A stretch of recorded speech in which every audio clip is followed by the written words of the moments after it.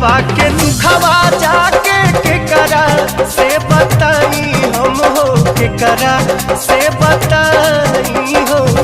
प्यारी बिन बाची न परानन हो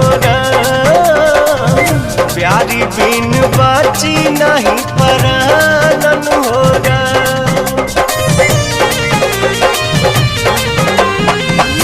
समझत न बाटे दिलवा कैसे समझाई हो, कैसे समझाई हो। रूपवा से हटत नहीं के ध्यान हो रूपवा से हटत